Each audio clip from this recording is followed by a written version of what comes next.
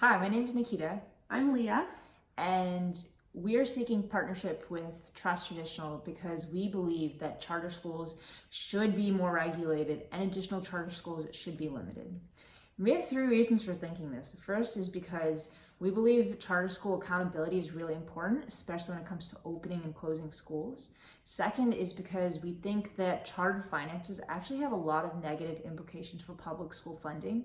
And our last reason is because while charter schools don't claim that they selectively enroll, they've actually found a lot of loopholes to curate their perfect class. And we don't think that's fair. The first reason we think we would be good partners is because we think that charter schools should be held more accountable in the same way as traditional public schools. While public school advocates like the National Alliance for Public Charter Schools say they're held accountable because parents could simply stop enrolling their students in charter schools, we've found that to be untrue in Oakland. Often in Oakland, the East Bay Times and other news sources have cited as well that traditional public schools will close and a charter will open in the same place.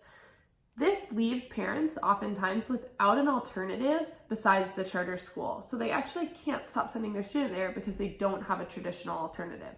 This is especially true for middle and high schools in Oakland. Additionally, the approval process for charter schools needs to be more regulated and based on the community approval. Harrington, who's a researcher from EdSource, talks about how in Oakland, a high school was denied at the district level and at the county level, but the state still approved it. And if all of the people in the community are saying we don't need this school, the state shouldn't be the one to decide, oh, we actually do think you need this school.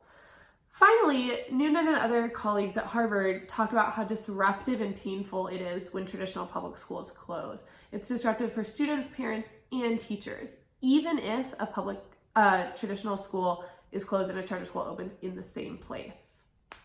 So our next reason why we think charters should be limited is because charter finances have really harsh and negative consequences towards public school finances.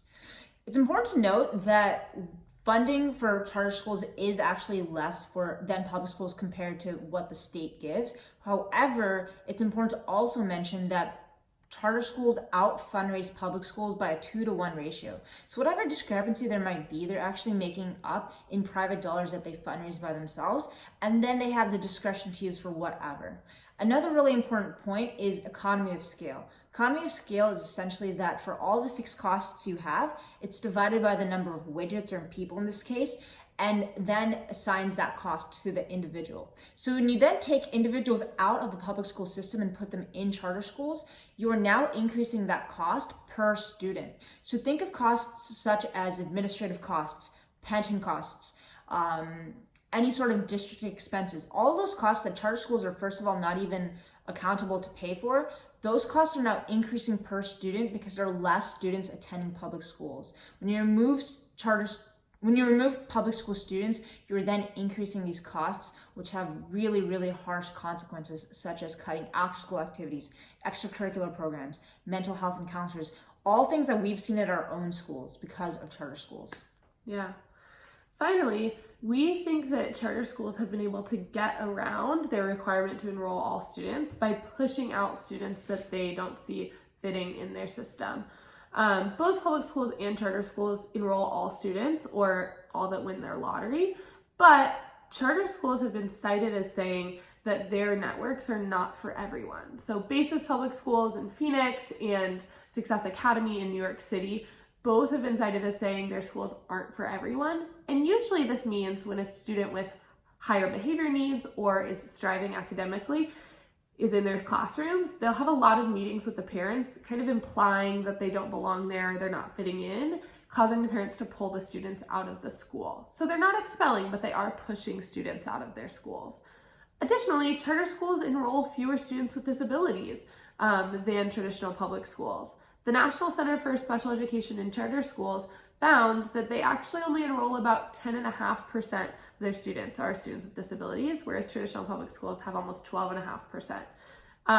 Those same researchers also found the traditional public schools enroll students with more severe disabilities that require more services than the charter schools enroll.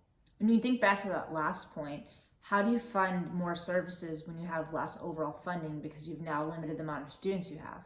So it kind of all fits into each other and negatively impacts public schools. With that being said, I think that's why we feel really strongly that we should work with TrustTraditional so that we can limit charter schools as well as keep charter schools accountable.